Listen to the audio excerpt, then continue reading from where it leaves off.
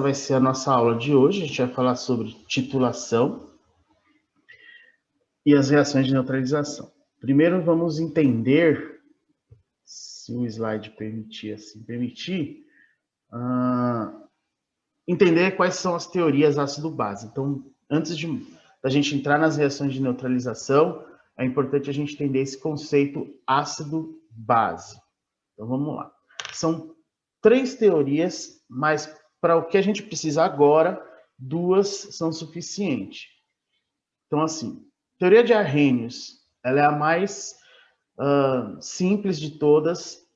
Ela fala muito de ácido base, principalmente em substâncias inorgânicas, tá bom? Para Arrhenius, a substância considerada ácida, quando em meio aquoso, ou seja, na presença de água, ela libera íons H+. Tá? Então, para Arrhenius, a liberação dos íons H+, ou, né, a gente já pode falar isso, H3O+, que é o mais correto quimicamente, que é chamado de hidrônio, ou com alguns autores usam o íon hidroxônio, tá? São 2 nomenclaturas, elas são sinônimos aí. Então, para Arrhenius, todo ácido ou toda substância de caráter ácido, ela é aquela que libera esses íons hidrônios em água, que é o H+. Para a base, Arrhenius falou que em meio aquoso também, então funciona só em água, são substâncias que liberam OH-, que é a hidroxila.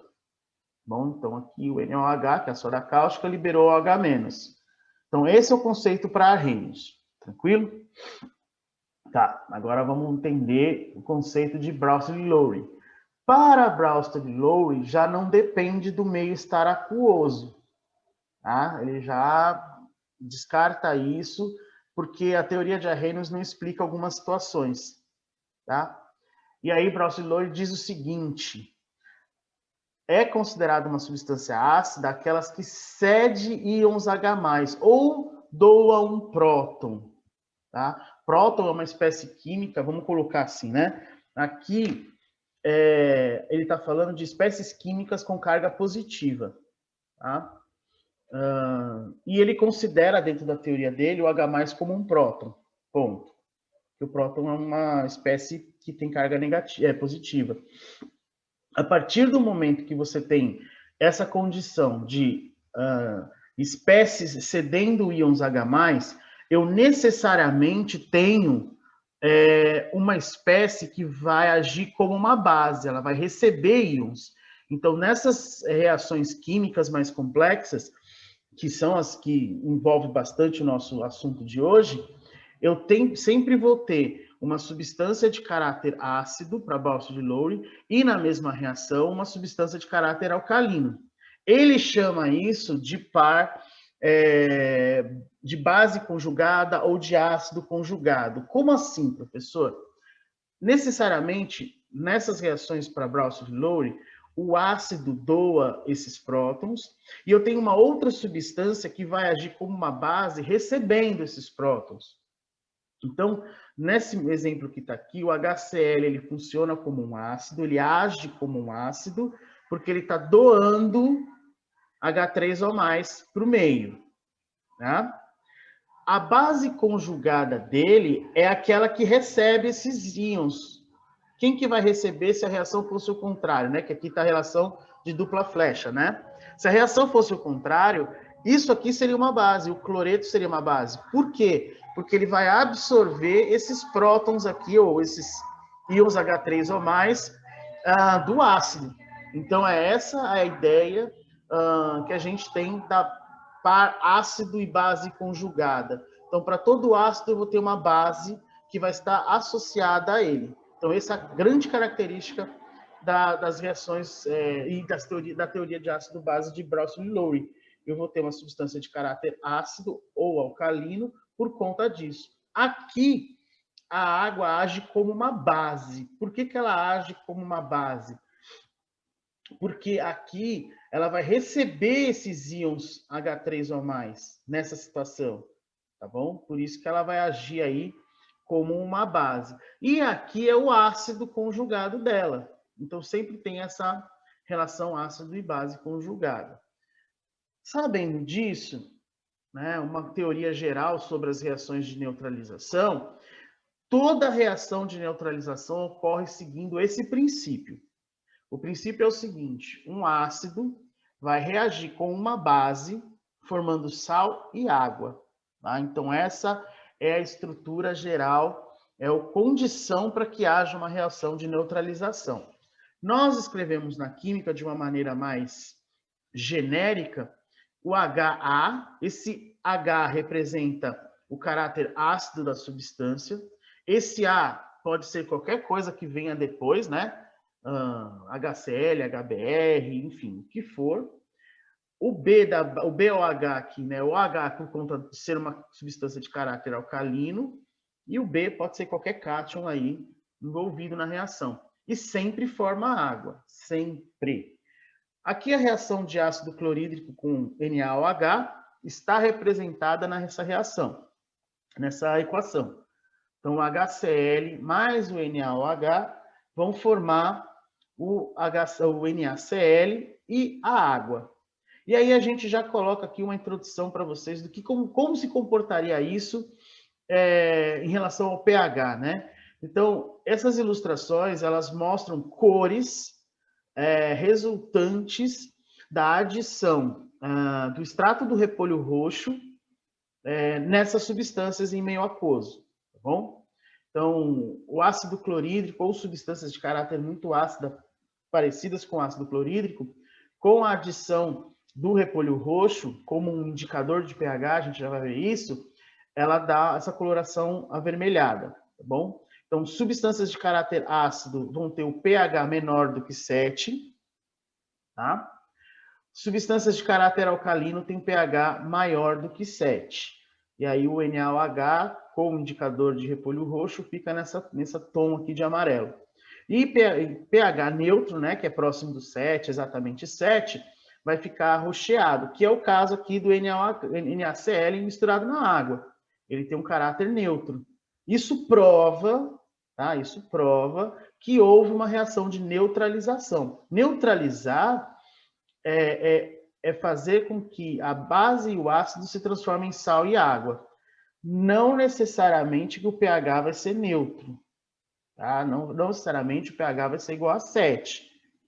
Tá? Isso precisa ficar bastante claro. A maioria das reações e equações, o pH vai estar próximo disso, mas isso não é uma regra geral. Tá?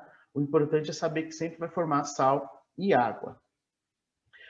Falando sobre indicadores de pH, aqui nós temos a presença, né, do indicador mais comum que é usado nas escolas aí, é o indicador usando o repolho roxo, o extrato do repolho roxo. O extrato do repolho roxo, ele é feito picando, né, o repolho, uma parte dele, algumas folhas, colocando ele em água quente e deixando descansar um pouco para extrair a antocianina, que é a substância química que vai dar essa coloração arroxeada do repolho roxo, e é ela que vai indicar os pHs para a gente através de uma análise de cor. Tá bom? Então, o uso desse tipo de indicador é uma análise qualitativa. Eu vou saber qual é a característica do pH da substância, se ela vai ser mais alcalina, mais neutra ou mais ácida. Claro que, com experimentos, criou-se essa referência numérica de pH. Então, foi feita uma análise da cor e foi mensurado o pH de uma maneira quantitativa, com valores. E aí chegou nessa tabelinha geral, para a gente ter uma ideia de como está o valor de pH. E aí aqui tem um exemplo, se nós estivéssemos em regime presencial, não tivesse acontecendo nada disso está acontecendo, nós faríamos uma experiência e vocês teriam esse resultado na experiência, tá? Então, seriam substâncias que nós adicionaríamos o extrato de repolho roxo e vocês fariam essa análise colorimétrica, uma análise qualitativa de pH, tá bom? Outros indicadores, aí indicadores mais técnicos do ponto de vista química, né? são substâncias específicas mesmo, substâncias químicas que são produzidas para indicar o pH em situações específicas. Então, dependendo da reação, eu uso um determinado indicador. Aqui eu coloquei 3, tem um monte. Tá? Eu coloquei aqui os que são mais comuns, que a gente vê mais em experimentos dentro de laboratório e análises químicas em laboratório. Esse é da fenolftaleína, que é o mais clássico, que a gente até vê nas escolas.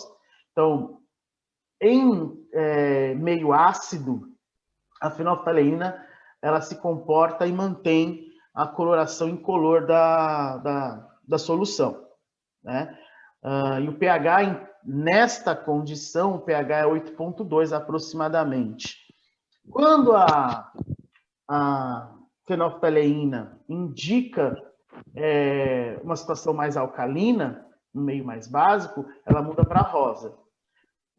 Do ponto de vista técnico em química, a mudança ocorre, né, a neutralização, ela ocorre quando você tem esse tom de rosa, um rosa muito claro.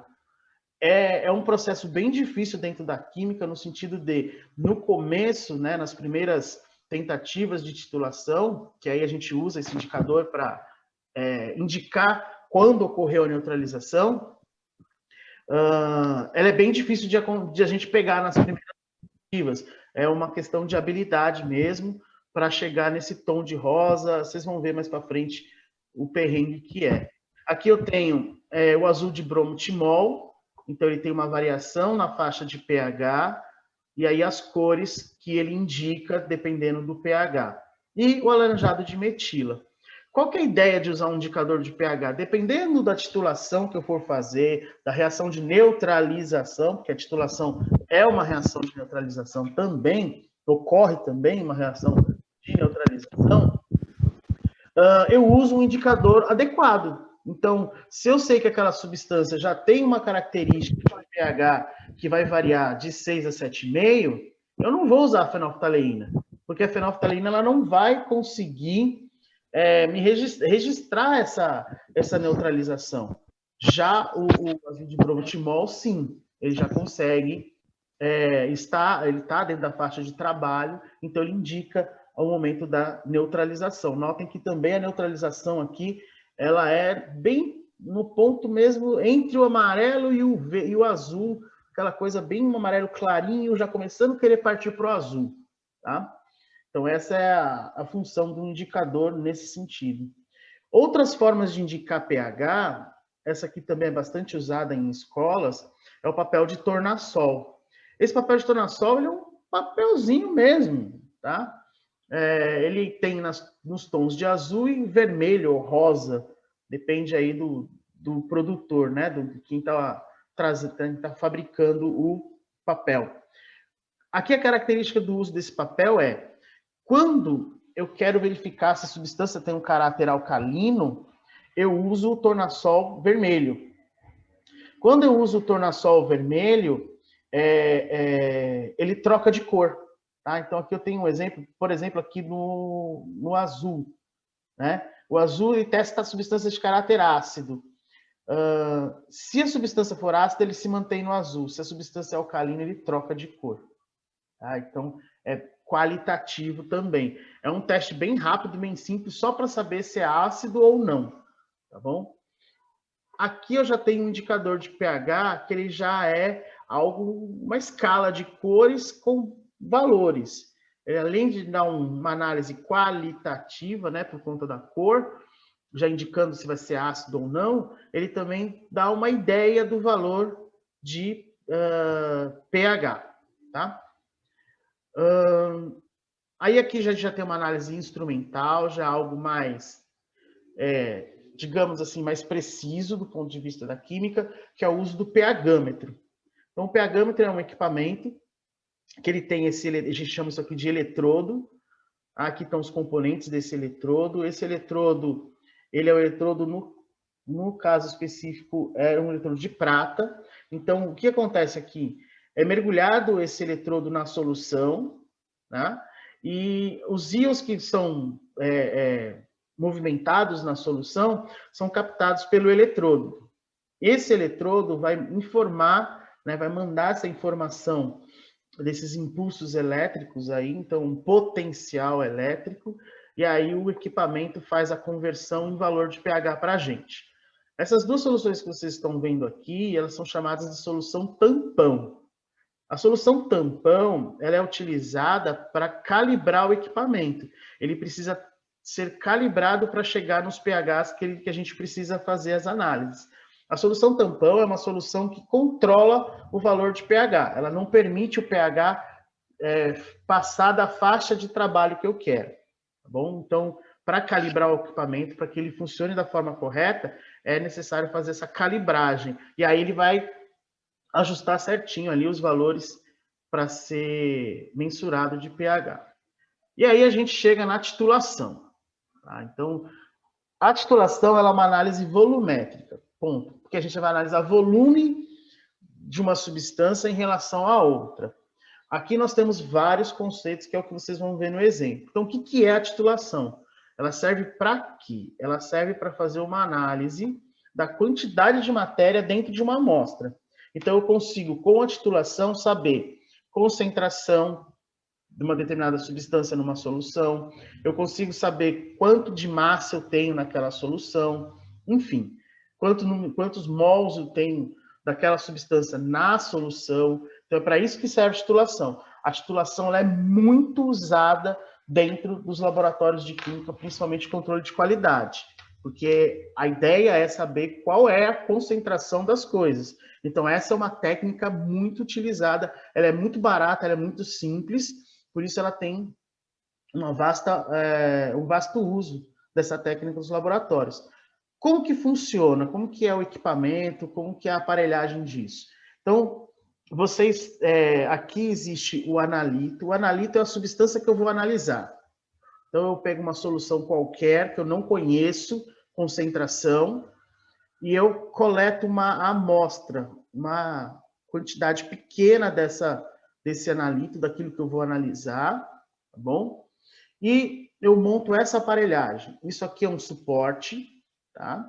Aqui eu tenho a garra, eu tenho a bureta, que é esse tubo graduado com essa torneirinha embaixo. É na bureta que eu vou colocar a substância com concentração conhecida. Então, vai ser o meu titulante. É ele que vai dizer para mim, pela reação de neutralização, quanto que eu tenho de concentração, por exemplo, de uma determinada substância. Então, essa é a ideia geral. Então, eu tenho aqui meu titulante, um volume inicial, e aqui, esse analito, eu coloco um indicador de pH. É ele que vai dizer para mim o momento da reação de neutralização. Aí existe um procedimento, né? A gente vai gotejando esse titulante, né? E vai homogeneizando aqui o LMI com a solução. A hora que mudar a cor, significa que teve a neutralização. Então, aquela mudança de cor que vocês veem aqui na fenolftaleína é o momento que houve a neutralização, que ela é feita por essa prática aqui. E aí nós vamos olhar o quanto de volume foi utilizado e fazemos alguns cálculos por regra de 3 ou utilizando fórmulas aí para chegar nas concentrações. Aí tem um exemplo aqui para a gente fazer com vocês. Até aqui alguma dúvida? Tranquilo?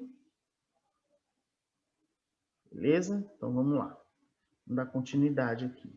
Então, qual que será, né, o teor de ácido acético no vinagre? O vinagre ele é uma solução de ácido acético e água. Tá? Deixa eu ver aqui o chat. Sem dúvidas, ok, maravilha.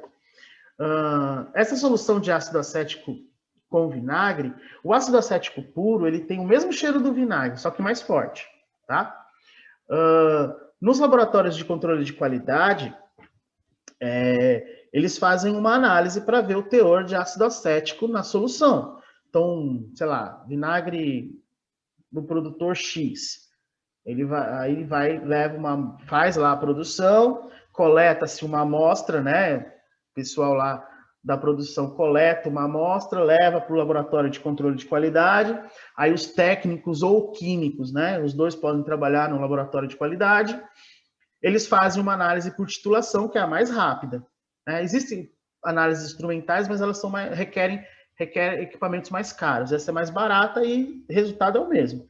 Aí existe um procedimento já pronto, aí o técnico em química ou o químico fazem a titulação, coletam uma amostra do vinagre, utilizando o mesmo procedimento aqui. Ele vai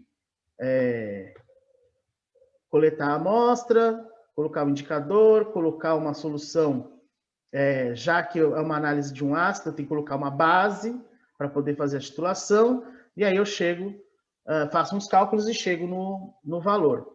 A legislação brasileira, ela fala que a concentração ou o teor de ácido acético em porcentagem tem que ter pelo menos 4% de ácido acético no vinagre.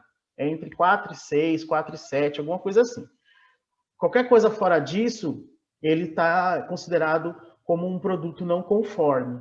Aí é preciso fazer correções na linha de produção para poder chegar nas concentrações ideais para o consumo, para seguir os padrões da legislação brasileira. Então, vamos lá. Vou fazer uma análise aqui, vou mostrar como que é feito esse cálculo para vocês. Então, primeiro o equipamento, né, a aparelhagem. A bureta.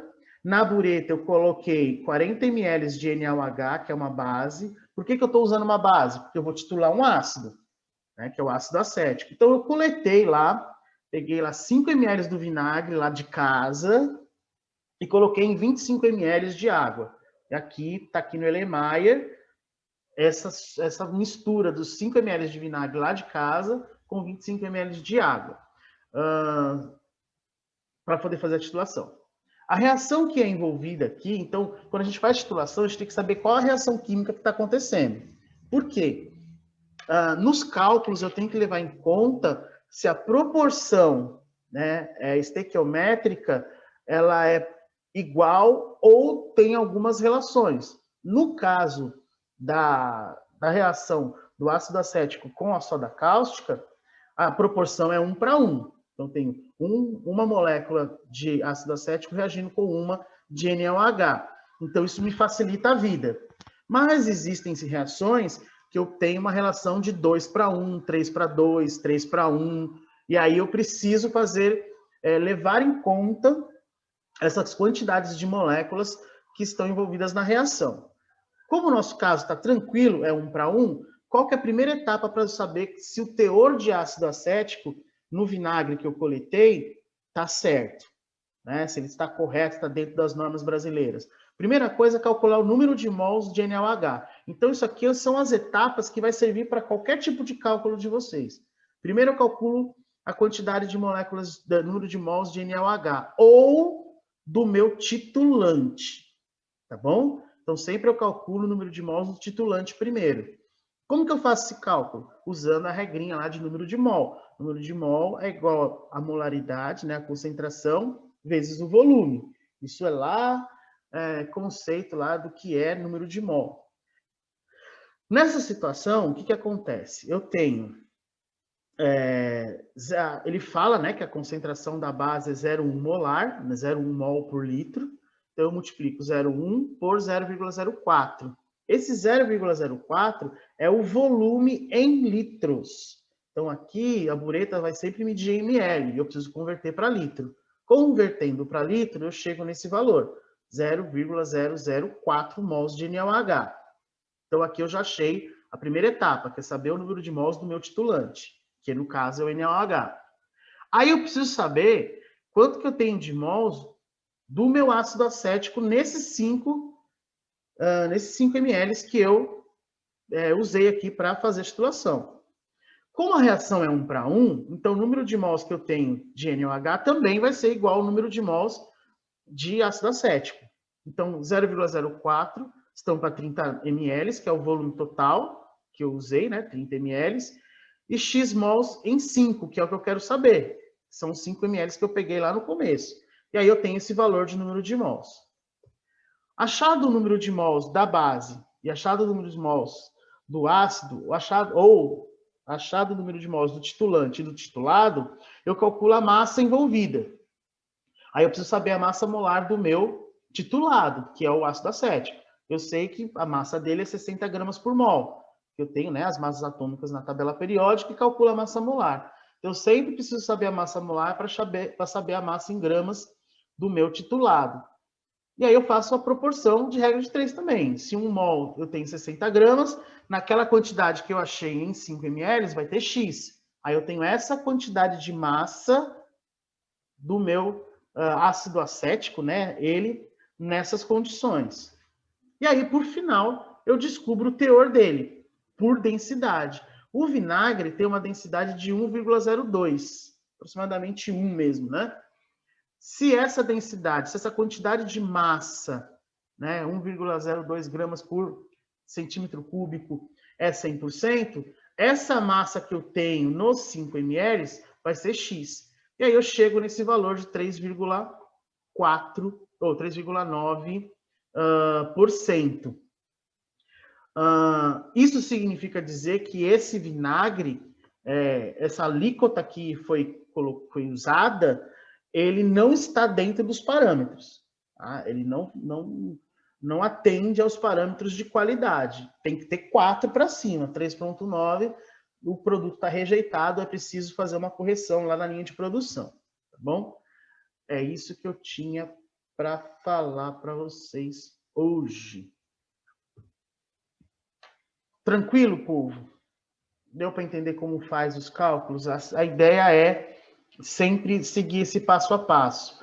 Descobre o número de mol do titulante, depois descobre o número de mols do titulado lá no volume que você pegou, aí você acha a massa, né? Você sabe o número de mols, você acha a massa do titulado, achando a massa do titulado por densidade, né? O massa em densidade é 100%, o que você achou do titulado vai ser X, e você acha a porcentagem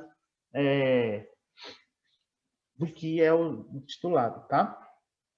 Ainda bem mesmo que a aula é gravada, por isso que eu gosto de gravar todas as minhas aulas, porque aí o aluno tem a chance de rever e anotar com bastante calma. Aqui é para a gente mostrar um panorama geral.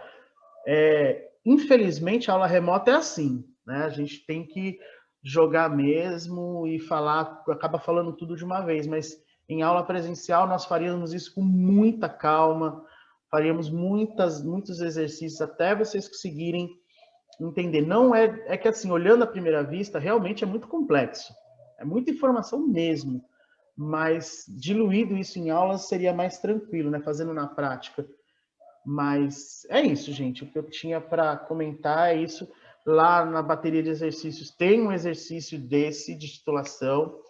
Se eu não me engano, a gente deixou alguns vídeos mostrando para vocês também como faz esse cálculo. Então, vocês estão com bastante suporte para entender como que é esse mecanismo. Eu, professor Bira, prefiro usar regra de 3. Eu, professor Bira, acho mais fácil usar esse raciocínio da regra de 3. Existem professores e autores também que usam as fórmulas para se chegar nesse valor. Então, existem algumas fórmulas, alguns macetes com fórmulas e tal. E aí eles preferem assim. É que é muita coisa para memorizar. Eu prefiro a regra de 3, que a relação de proporção, para mim, fica mais claro na minha cabeça. Tá bom? Mas existe a possibilidade de usar formulinha. Mas aí é tanta coisa que a gente tem que gravar na cabeça que mais fórmula, pelo amor. O PDF está... Sim, o PDF já está disponível no Google Sala de Aula de vocês. Lá no material da bateria que foi, esse PDF está lá para vocês. E já, a hora que acabar aqui, eu subo no canal do YouTube, né? O canal do YouTube tem meu nome. Tá bom? Deixa eu colocar...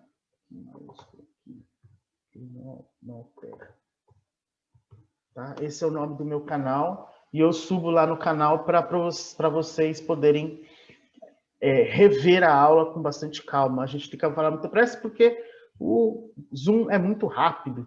Essa aula aqui, para ficar bem claro na mente de vocês, levaria no mínimo 1 hora. 1 hora, 1 hora e meia de aula. Não, não tem. A titulação não tem a ver com o teste de gravidez. Ele não tem relação nenhuma.